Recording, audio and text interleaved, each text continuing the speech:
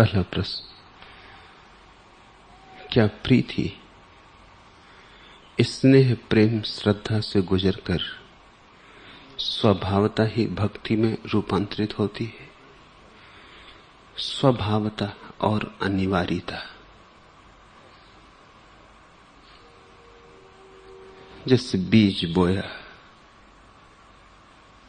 सम्यक ऋतु हो, ठीक भूमि हो, जल मिले, सूर्य की किरण मिले, तो स्वभावता और अनिवार्यता अंकुरित होगा। बाधाएं हों तो कठिनाई होगी। भूमि ठीक ना हो, पथरीली हो, सूरज उपलब्ध ना हो, जल न मिले, तो बीज अंकुरित नहीं होगा। पूरी क्षमता थी, लेकिन मार्ग में चट्टानें पड़ गई।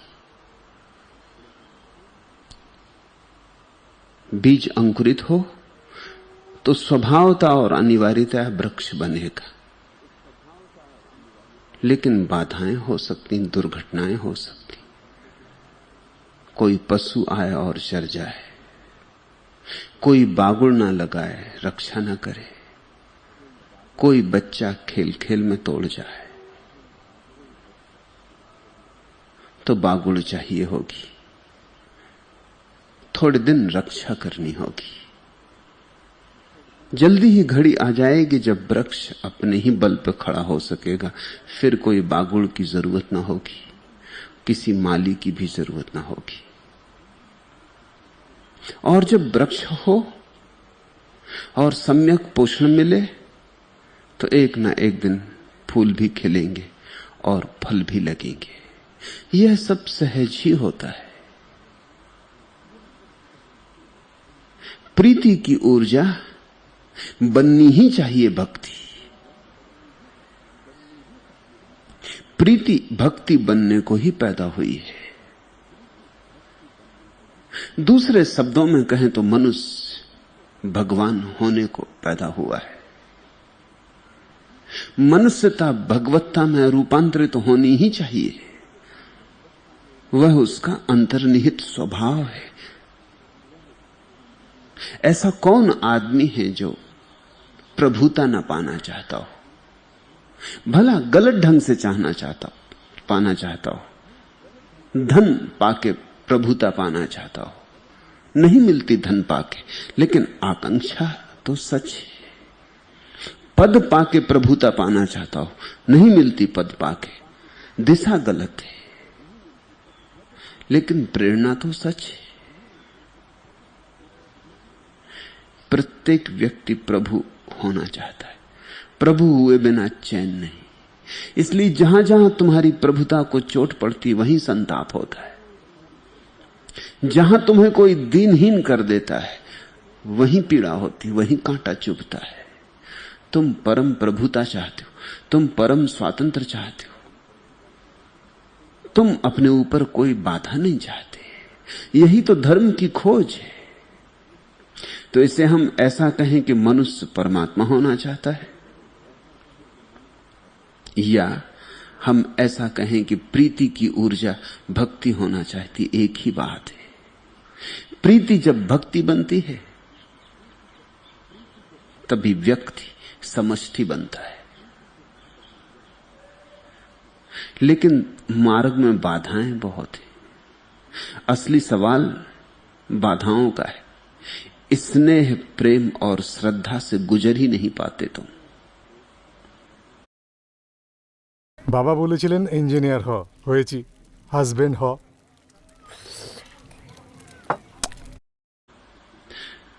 तुम्हारा स्नेह भी दूषित होता है, इसलिए अटक जाता है। तुम्हारे स्नेह में शुद्धता नहीं होती कि उड़ जाए आकाश की तरफ। तुम्हारे स्नेह में पंख नहीं होते, पत्थर बंधे। तुम स्नेह भी करते हो तो बड़ी कंजूसी से करते, वही कंजूसी खा जाती, वही कृपणता खा जाती। जितना कृपण स्नेह होगा उतनी ही संभावना कम है कि वो प्रेम बन सके। फिर प्रेम में भी तुम्हारे बड़ी ईर्ष्याएं, बड़ी घृणाएं। तुम्हारा प्रेम भी पवित्र नहीं, तुम्हारे प्रेम में भी पावनता नहीं। तुम्हारे प्रेम की अग्नि में बहुत धुआं है, ज्योति शुद्ध नहीं। इसलिए वहां अटक जाते हो, फिर वहीं उलझ जाते हो, फिर प्रेम की उस तथाकथित भंवर में ही डोलते रहते हो, वहीं नष्ट हो जाते हो। श्रद्धा का जन्म नहीं हो पाता। स्नेह शुद्ध हो तो प्रेम बने, प्रेम शुद्ध हो तो श्रद्धा बने, और श्रद्धा शुद्ध हो तो भक्ति। शुद्धि के सूत्र को संभालना होगा। तुम्हें अपने बेटे से प्रेम है, अपने के कारण प्रेम किया तो अशुद्ध हो गया। फिर तो बेटे से ना हुआ प्रेम, अपने अहंकार से ही हुआ। मेरा बेटा है, ये तो मैं को ही प्रेम किया प्रकारांतर से, बेटे के माध्यम से अपने अहंकार की ही पूजा की। कल तुम्हें पता चल जाए, पुरानी किताबें उलटते पलटते कोई पत्र मिल जाए और पत्र से पता चले कि तुम्हारी पत्नी किसी के प्रेम में थी जब ये बेटा पैदा हुआ, संदेह उमगाए। उसी क्षण स्नेह तिरोहित हो गया। ये कोई स्नेह था? इस बेटे से संबंध ही न था। अब अहंकार की तृप्ति नहीं होती, बात खत्म हो गई। तुम्हें अपनी पत्नी से प्रेम है, ये मेरी है इसलिए। जहां मेरा बहुत बजनी हो जाता है, वहीं बीच के मार्ग में चट्टान आ जाती। अहंकार बड़ी से बड़ी चट्टान है, जब तक न टूटे तब तक कोई बीज अंकुरित नहीं होगा। अंकुरित हो जाए तो भी वृक्ष ना बनेगा, वृक्ष बन जाए तो फूल ना आएंगे, फूल लग जाए तो फल ना आएंगे।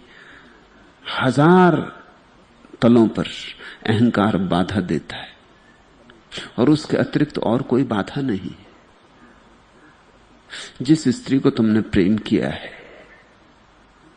इसको दो ढंग से प्रेम किया जा सकता है। एक ढंग तो कि मेरी है इसलिए, और एक ढंग कि परमात्मा का सौंदर्य प्रकट हुआ है, परमात्मा की है, वही झलका है। तुम्हारे घर बेटा पैदा हुआ है, वो परमात्मा का ही आगमन हुआ है। परमात्मा मेहमान बना है तुम्हारे घर, स्वागत करो, सम्मान करो, मोह ममता के बंधन मत डालो, बेटे को मुक्त रखो। और जब तक बाप बेटे का सम्मान न करे, तब तक ये आकांक्षा आज नहीं कल बड़ा दुख देगी कि बेटा मेरा सम्मान करे। सम्मान के उत्तर में सम्मान आता है। इससे कुछ फर्क नहीं पड़ता कि तुम्हारी उम्र ज्यादा है। बेटा अभी अभी परमात्मा के घर से आया है, ताजा है, अभी अभी परमात्मा का स्पर्श उस पर है, अभी अभी परमात्मा की गंध भी उस पर है। इसलिए तो सभी बच्चे सुंदर होते हैं। कुरूप बच्चा खोजना कठिन, अभी डूबे हैं, अभी आ गए हैं लेकिन पूरे नहीं आ पाए हैं संसार में। समय लगेगा, संसार की भाषा सीखेंगे, गणित चालबाजियां सीखेंगे, धोखाधड़ी सीखेंगे, समय लगेगा। अभी कोरे कागज। सम्मान दो, सत्कार दो, स्नेह दो, लेकिन मेरे हैं इसलिए नहीं, इसलिए कि परमात्मा ने फिर पृथ्वी पर अवतरण किया। अगर तुम अपने बच्चे में परमात्मा को देख सको तो किसी कृष्ण की पूजा करने, किसी बाल गोपाल की पूजा करने जाना पड़ेगा। बाल गोपाल रोज तुम्हारे घर आते और तुम्हें सूरदास की शरण लेनी पड़ती बाल गोपाल की भक्ति करने के लिए। थोते हो तुम। सूरदास का भजन जब तुम पढ़ते हो कि पैर में पैजनियां बांध के कृष्ण ठुमक ठुमक के चलते, तब तुम आह्लादित होते हो। तुम्हारे घर कृष्ण पैर में पैजनियां बांध के ठुमक ठुमक अभी चल रहे, गीत नहीं, सच्चाई में, सपने में नहीं, किसी कवि की कविता में नहीं, यथार्थ में। मगर वहां तुम्हें कुछ नहीं दिखाई पड़ता। वहां मेरे का पत्थर पड़ा है। वहां मेरे के कारण पांव में बंधी पैंजनियां नहीं सुनाई पड़ती। तुम्हारे कान बहरे हो गए, तुम दीवाल की तरह हो। तुम्हारा दर्पण कुछ भी प्रतिफलित नहीं करता। सूरदास के वचन सुन के तुम आंदोलित होते हो, और कितने बाल गोपाल चारों तरफ खेल रहे हैं। उन बाल गोपाल को देख के तुम सिर्फ नाराज होते हो कि शोरगुल ना करो, भाग जाओ यहां से। अभी मैं अखबार पढ़ता हूं, अभी यहां पास ना आओ, अभी मैं गणित का हिसाब करता हूं, अभी मैं खाता बही लिखता हूं, अभी मैं पूजा पाठ कर रहा हूं, अभी बच्चों का आगमन यहां निषिद्ध है। तुम क्या पूजा पाठ करोगे? तुम्हारे पास आंखें पत्थर की, तुम्हें कुछ दिखाई नहीं पड़ रहा। हर बच्चे में कृष्ण उतना ही है जितना कृष्ण में था। देखने की आंख चाहिए। हर पत्थर में मूर्ति छिपी है, खोजने की आंख चाहिए। कण कण में वह विराजमान है। जिस क्षण तुम छोटे से बच्चे में कृष्ण को देख सकोगे, कि राम को, कि क्राइस्ट को, उसी क्षण स्नेह शुद्ध हुआ, स्नेह को पंख लगे। अब स्नेह को पृथ्वी पर नहीं रोका जा सकता। बीज फूटा, अंकुर बना, उठने लगा ऊपर। देखते हो रूपांतरण। जब तक बीज बीज था तो ऊपर नहीं उठ सकता था, नीचे गिर सकता था, ऊपर नहीं उठ सकता था, ऊर्ध्वगमन नहीं था। नीचे तो जा सकता था, कितने ही गहरे गड्ढे में उतर सकता था, लेकिन 1 इंच भी ऊपर नहीं उठ सकता था। क्रांति देखते हो, बीज टूट के अंकुरित हो गया, क्रांति घट गई, अब अंकुर ऊपर उठने लगा, चमत्कार हो गया। तुमने कहानी सुनी है, जिस व्यक्ति ने गुरुत्वाकर्षण का सिद्धांत खोजा, न्यूटन ने, वो एक बगीचे में बैठा है और एक सेव का फल वृक्ष पर पक गया और गिरा। उस वृक्ष से गिरते फल को देखकर उसके मन में जिज्ञासा उठी कि हर चीज नीचे की तरफ ही क्यों गिरती। पत्थर को ऊपर फेंकते हैं, वो भी नीचे लौट आता है। छलांग लगाओ, छलांग पूरी भी नहीं हो पाती कि वापस जमीन पर आ जाते हो। हर चीज जमीन पर लौट आती। इससे उसने गुरुत्वाकर्षण का सिद्धांत निकाला कि जमीन खींचती है चीजों को अपनी तरफ। यह अधूरा सिद्धांत है। अगर मेरा कहीं न्यूटन से मिलना हो जाए तो उससे मैं कहूं कि तूने ये प्रश्न तो पूछा, लेकिन इससे भी गहरा प्रश्न यह था कि फल ये ऊपर पहुंचा कैसे। हमने तो बीज बोया था जमीन में,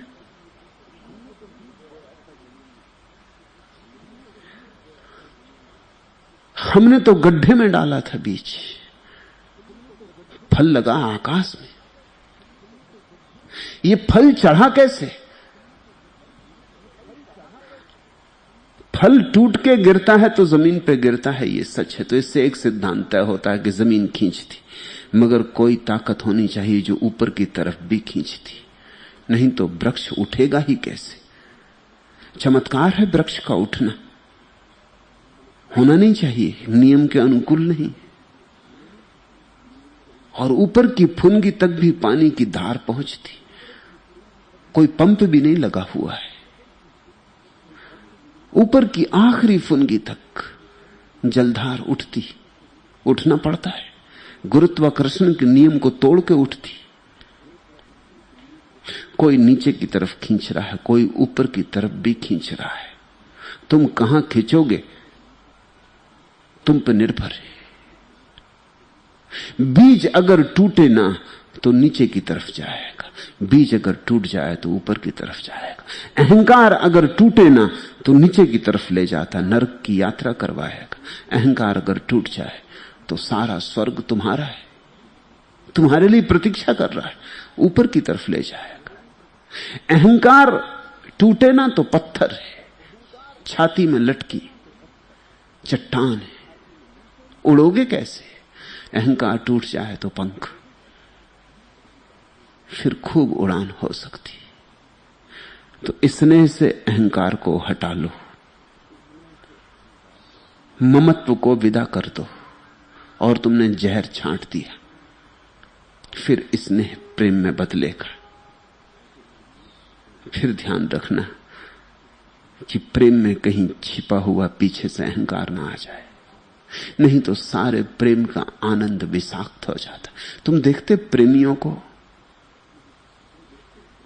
सुख तो कम दुख ज्यादा पाते मालूम पड़ते।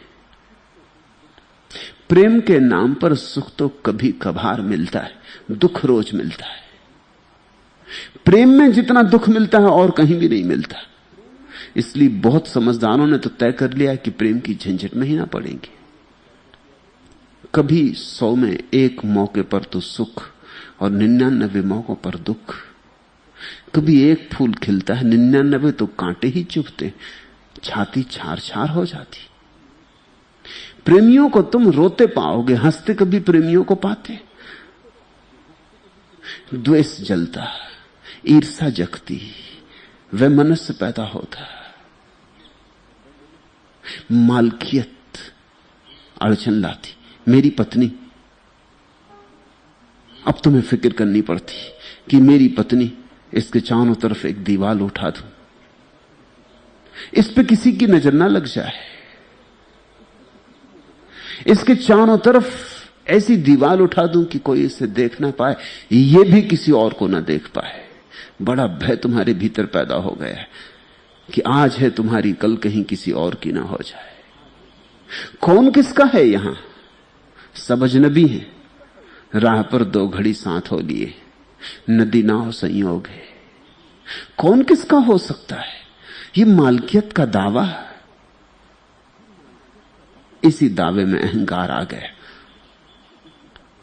जब तुमने कहा मेरी पत्नी, मेरा पति, तभी अहंकार आ गया। और अहंकार आया कि पंख कटे, अहंकार आया कि नरक की तरफ यात्रा शुरू हुई। अब चिंता आएगी, अब फिक्र लगेगी, भय पैदा होगा। दफ्तर में बैठे रहोगे, घर की सोचोगे, पत्नी न मालूम किसी के साथ हंसती बोलती ना हो। अब 1000 दुश्चिंताएं तुम्हें घेरेंगी और तुम 24 घंटे पहरेदार की तरह खड़े रहोगे। पति पत्नी एक दूसरे पे पहरा देते रहते, काम ही उनका ये हो जाता, मुफ्त के पहरेदार, उनका धंधा ही ये हो जाता। पति को घड़ी देर हो गई आने में घर कि बस पत्नी आग बबूला है, तैयार बैठी, टूट ही पड़ेगी पति पर। पति रास्ते में चला आ रहा है, 1000 तरह की कहानियां गढ़ रहा है, क्या कहूंगा, कैसे बचूंगा, दफ्तर में ज्यादा काम आ गया था कि कहीं मजबूरी में रुक जाना पड़ा, कि किसी मित्र से मिलना हो गया।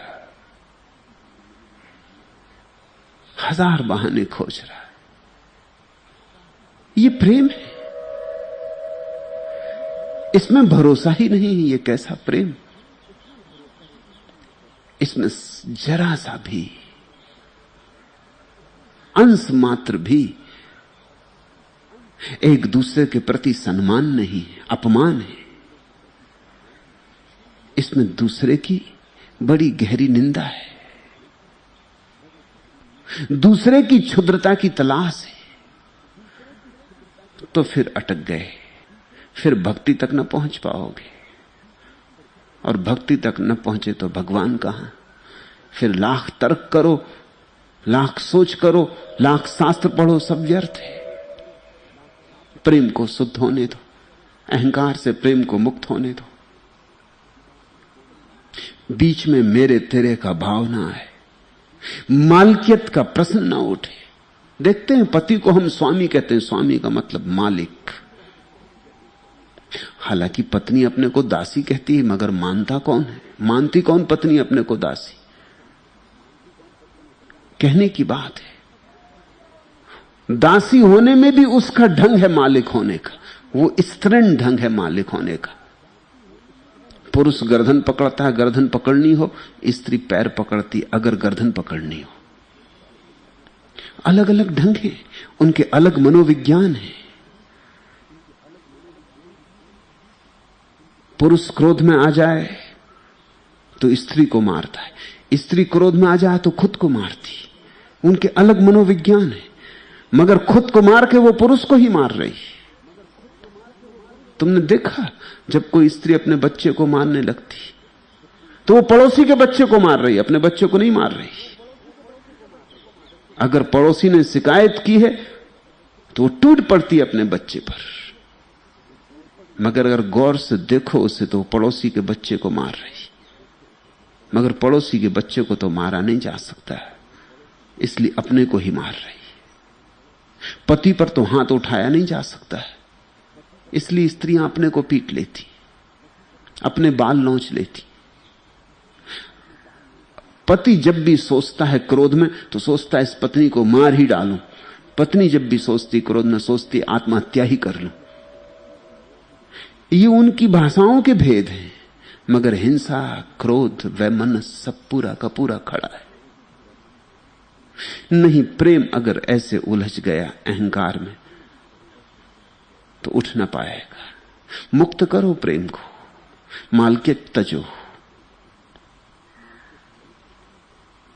किसी तरह की काराएं मत खड़ी करो एक दूसरे के ऊपर, पिंजड़े मत बनाओ। पक्षी सुंदर हैं जब वे आकाश में उड़ते, और इसलिए तो तुम मोहित हो गए थे उस आकाश में उड़ते पक्षी का सौंदर्य देखकर। फिर उस पक्षी को तुमने पिंजड़े में बंद कर लिया और माना कि तुमने बड़ा प्रेम दिखलाया और पिंजड़ा सोने का बनवाया, और माना कि तुमने बड़ा प्रेम दिखलाया और पिंजड़े पे तुमने हीरे जवाहरात जड़े, मगर पिंजड़ा पिंजड़ा है, आकाश नहीं। फिर तुम पाओगे कि पक्षी जो पिंजड़े में बैठ गया उदास हो गया है, तो तुम बेचैन होते हो और तुम बड़े सोचते हो अनेक बार कि क्या हुआ, अब वैसा सौंदर्य नहीं। ये स्त्री अब वैसी सुंदर नहीं मालूम होती जैसी तब मालूम होती थी, लेकिन तब ये खुला हुआ पक्षी थी आकाश में। अब ये तुम्हारे पिंजड़े में बंद पत्नी, तब ये स्त्री थी, अब ये पत्नी है। स्त्री में एक सौंदर्य है, पत्नी में सौंदर्य नहीं रह जाता। तब ये पुरुष था, पुरुष में एक सौंदर्य है क्योंकि स्वतंत्र था। अब ये पति है, पति में कहां सौंदर्य? कहते हैं कितना ही बड़ा हो पति और कितना ही महान हो पति, अपनी पत्नी के सामने बड़ा और महान नहीं होता। वहां तो सिकंदर भी दब्बू हो जाते। अगर असलियत जाननी हो पति की तो पत्नी से पूछना। कोई पत्नी अपने पति को सम्मान नहीं करती, कर ही नहीं सकती। और पति कितनी ही पत्नी के सौंदर्य की प्रशंसा करे, सब थोती है, औपचारिक है, झूठी है। उसे सौंदर्य अब दिखाई नहीं पड़ता।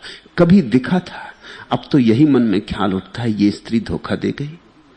क्या सिर्फ सौंदर्य सजावट का था?